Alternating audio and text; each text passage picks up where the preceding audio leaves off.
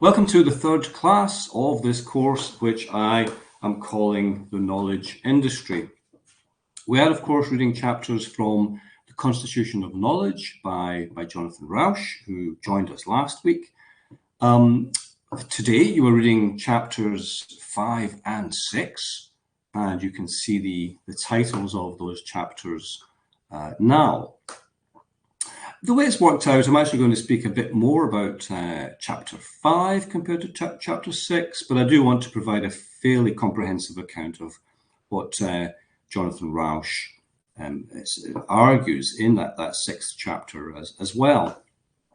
So to simplify what we read about in these chapters, the fifth chapter is about the tech, digital media, while the sixth chapter is about the actors using that tech, especially internet trolls, including state-backed internet trolls.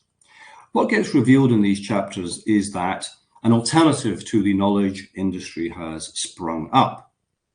An alternative which is a travesty or even a parody of what Jonathan Rauch calls the reality-based community and its institutions. Of special interest to us are going to be Rauch's ideas about how to rectify the situation, how to improve digital media, what to do about disinformation and trolling, whether the trolls are foreign or domestic. I'll make my way through the different sections of these chapters, proceeding at a fair clip in order to cover the ground.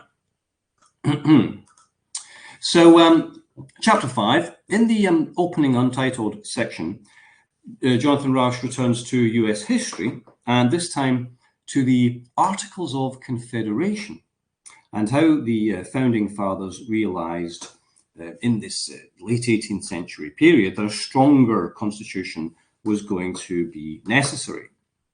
Life under the Articles was somewhat anarchic, or potentially anarchic. Rauch's subject in this chapter is digital media, and he begins in this way, returning to US history, because he thinks that the chaos precipitated by digital media puts us in a position analogous to that of the US without the Constitution proper.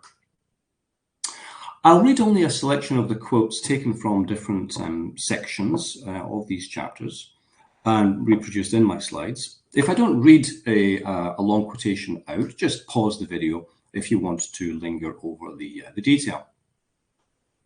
In the section after this one, checks and valences, Rauch, he sort of plays a trick on the reader, I think it's fair to say.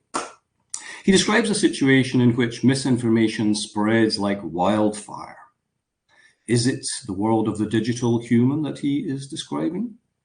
No, it's the period of the printing press. His point is that after a period of difficulty or even chaos, such new technologies eventually prove beneficial to mankind. Rauch is confident that the digital media will achieve, in the end, what he calls positive epistemic valence. He turns again to journalism, not for the first time, where establishing such valence was hard. But by the end of the 19th century, standards were getting established. And you can see down the right-hand side there some of the examples Rauch gives of this.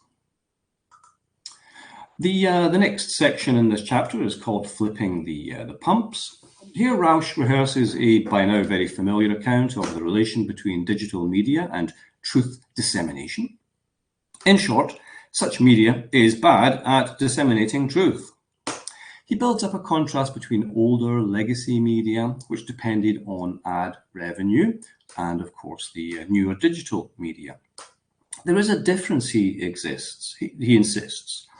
The old legacy media may have relied on readership numbers, but they had, and I quote, audiences of regular users and paying customers, and many were rooted in communities where they were known and trusted. And so they tended to build constituencies to whom they felt reputationally and financially accountable. Digital media is something new in this regard. As you can see, Rauch argues that digital media, by contrast, had hardly any paying customers and lured advertisers with fleeting impressions and engagement, launching a no-holds barred race to attract eyeballs. Digital media companies could use granular metrics to slice and sort their audiences, but those statistics were very different from the accountable relationships with users and communities and sponsors.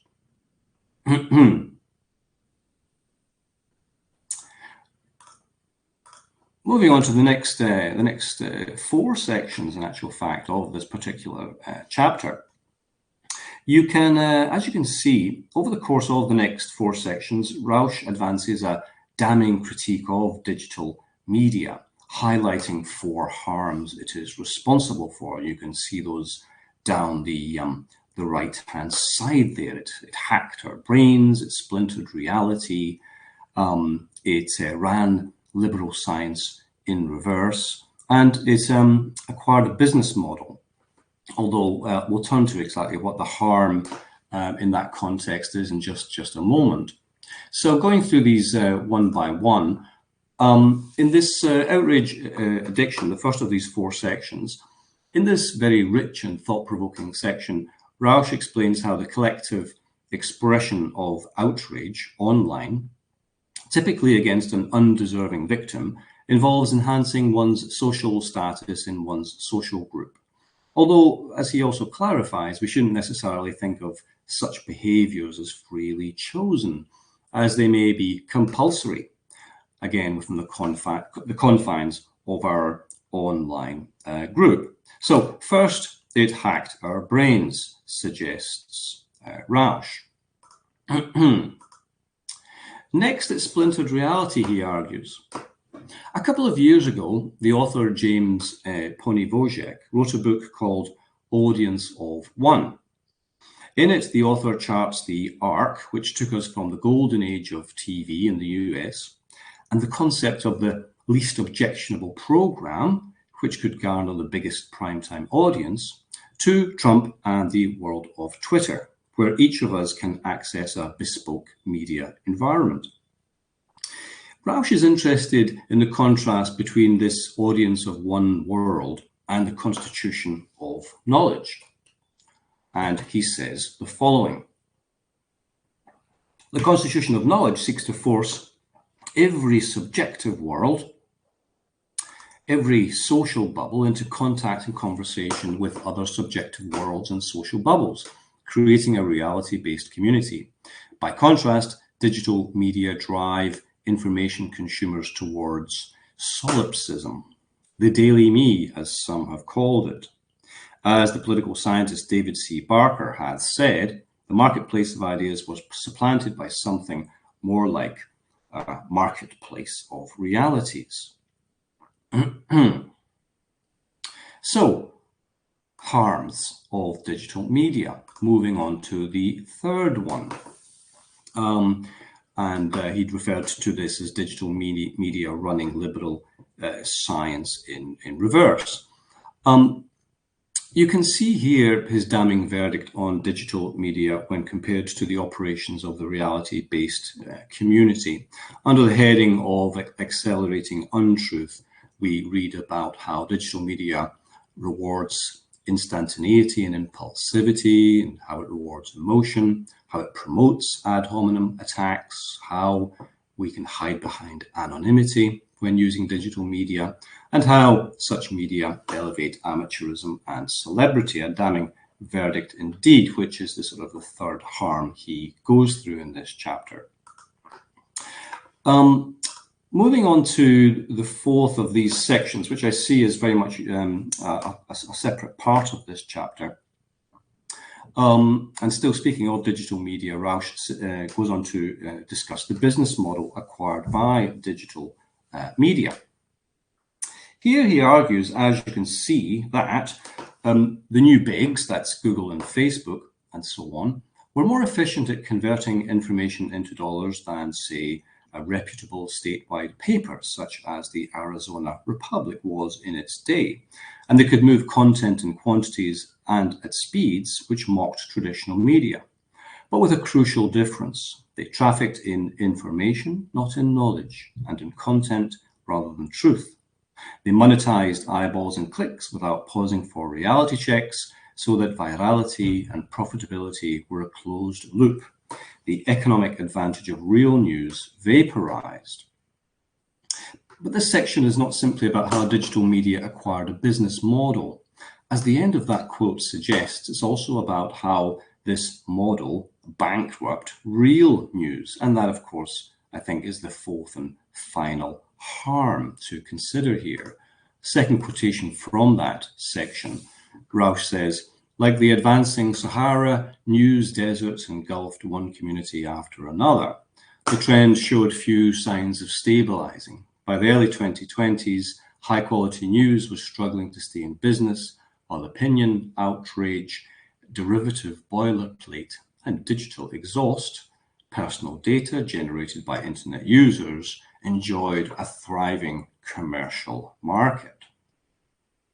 So a fascinating four-section stretch going into the different sort of harms of digital.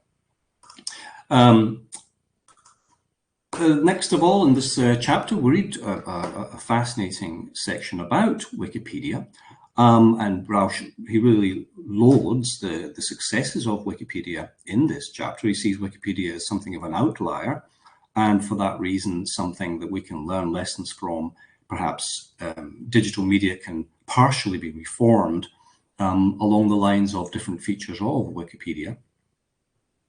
So he goes in the section, he goes into how this popular online encyclopedia has a completely different and superior constitution from other well-known platforms. And strikingly, he goes on to argue that Wikipedia embodies the commitments he spoke of in chapter 4, fallibilism, objectivity, disconfirmation, etc., which Jonathan and I spoke quite a bit about last time. And we move on to the next section, Platforms No More is the title it bears. In this section, Rauch argues that the service offered by social media organizations are not simply platforms. They are three other things, he argues. So, as well as being platforms, the service offered by social media organizations should be thought of as 1, a community, 2, a business, and 3, a publisher. So in the end, these are platforms, communities, businesses, and publishers. And he comments on the implications of these factors, as you can see, beginning with the observation that the platform function implies little or no content regulation, but the other 3 functions require content regulation. And you can pause the video to have a look at what else he says at that point. Perhaps somewhat surprisingly for some readers, Rauch then goes on to tout the changes Facebook and Google have already made. Next section, Designing for Truth. And if you were surprised by Rauch's commending some of the changes brought about by Facebook and Google, this section begins with a big reality check involving a short description of the scale of the challenge the tech giants face. He then offers a superb characterization of the way forward, beginning, it will involve permutations of policy architecture, legal architecture, product architecture, and especially social architecture. Next, Rauch speaks of policy design before turning to product design in this context. And he concedes that product design will probably be even more important than policy design. The section includes an account of a sort of mea culpa by Jack Dorsey, Twitter's founder. It also includes a brainstorming section, including new ideas about design. But the reader will notice that only one concrete instance of a change in product design is referenced, namely alert warnings introduced by Twitter in 2020 against the backdrop of COVID. Again, pause the video if you'd like to read his account of that.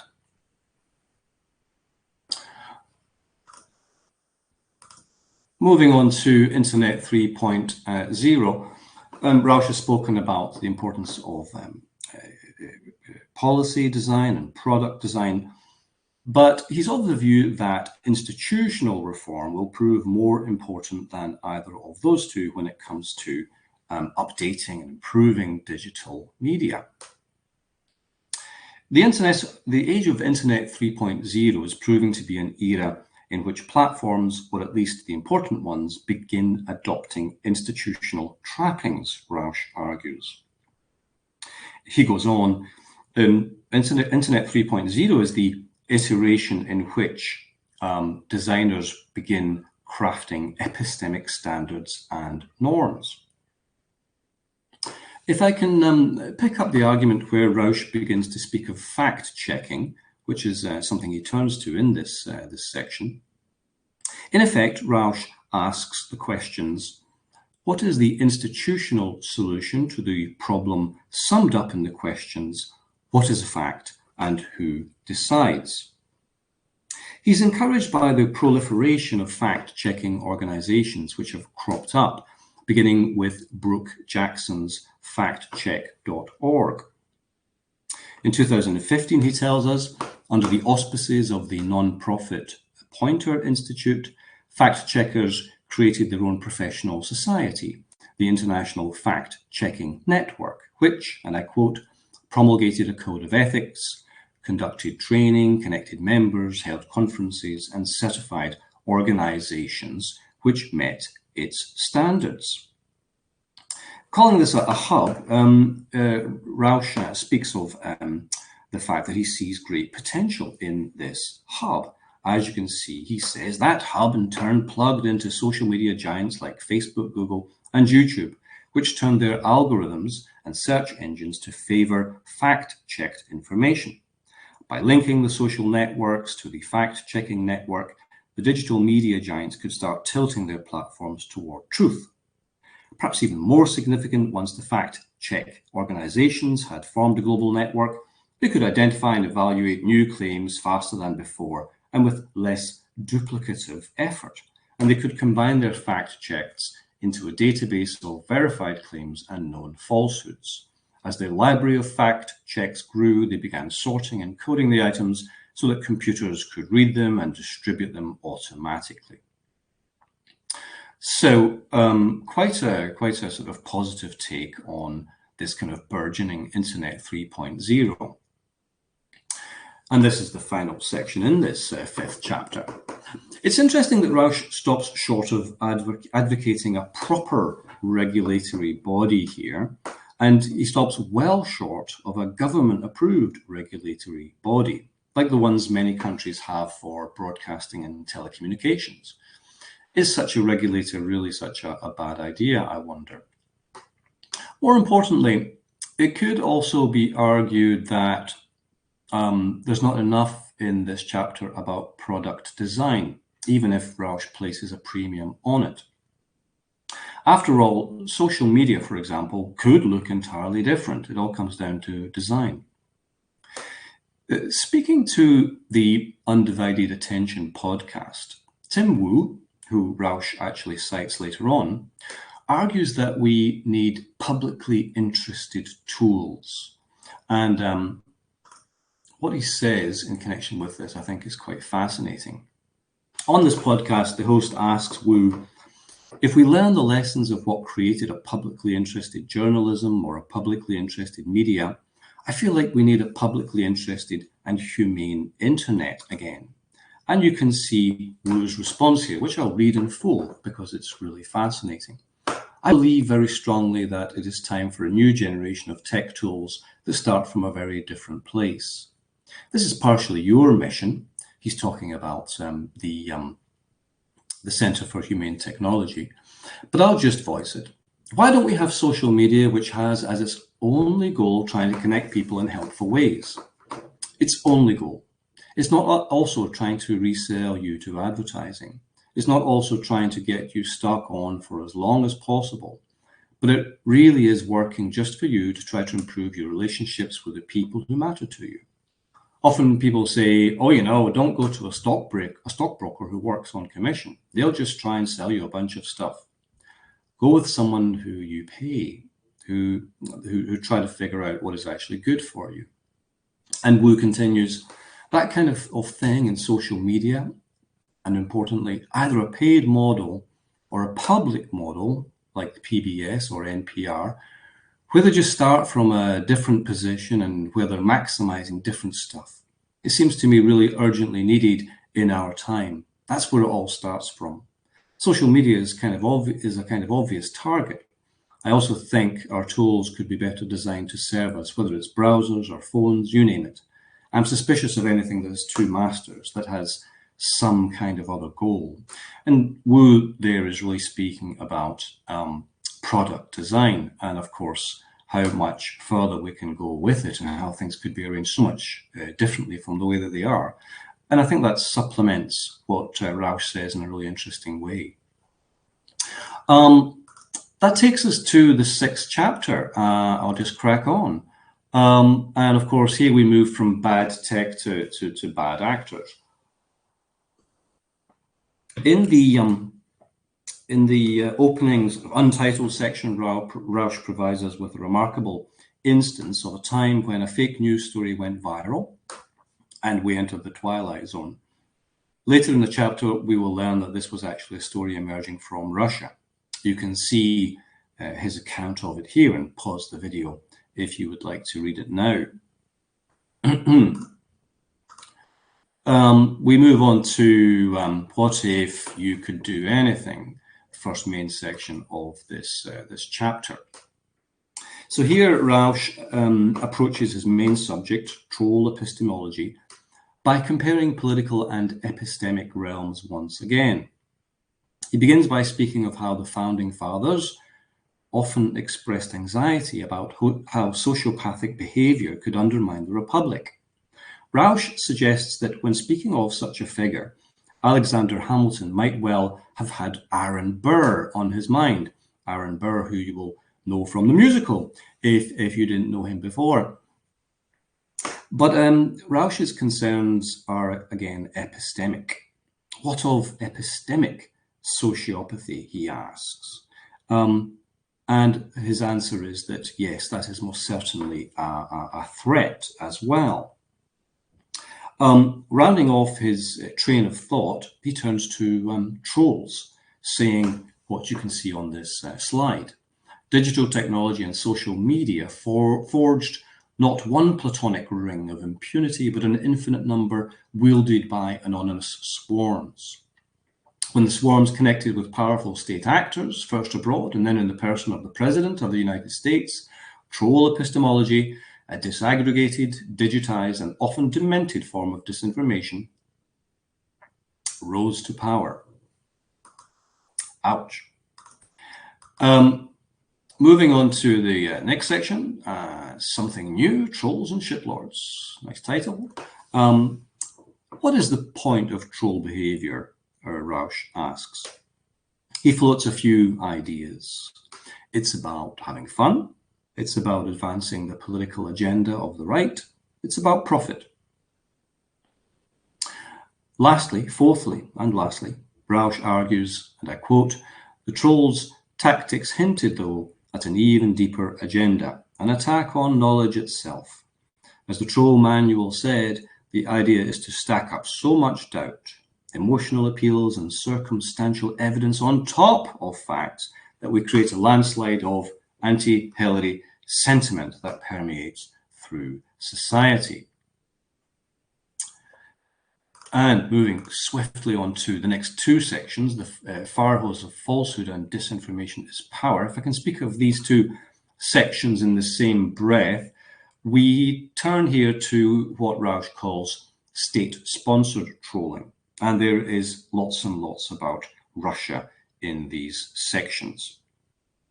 The fire hose of falsehood comes from the phrase, the fire hose of falsehood. It comes from the Rand Corporation's researchers, and Rauch feels that it applies very neatly to Russia's state-sponsored trolling.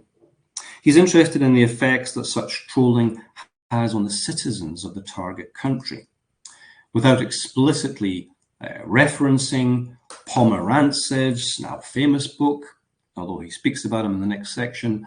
Rauch argues that the result of disinformation is to make people believe nothing is true and everything is possible.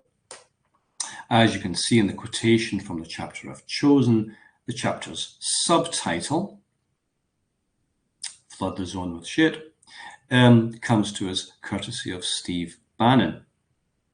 Continuing the theme of this section, in the next one, Disinformation is Power, Rauch gets into how state-sponsored disinformation produces roughly 4 major impacts, and he lists them as demoralization, disorientation, de facto censorship, and mass conformity.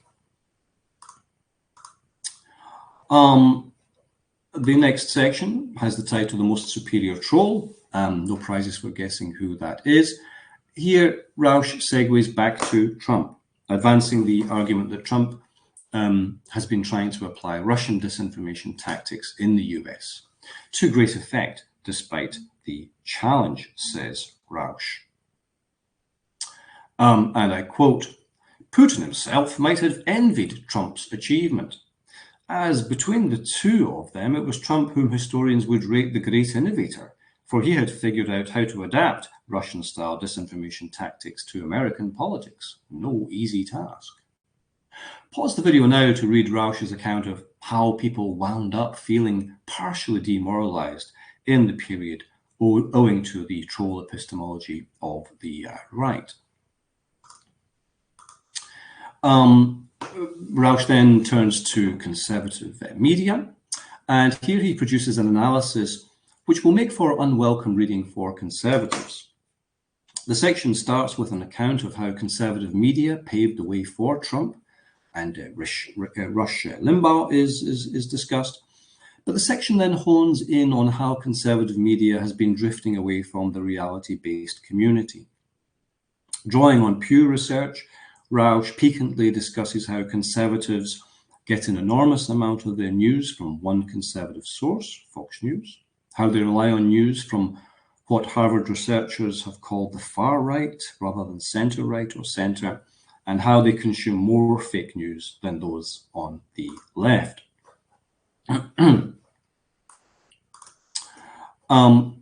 The next section bears the title, Epistemic Secession. And here Rauch provides us with an account of the Trump team's annihilation or attempt at the annihilation of the truth.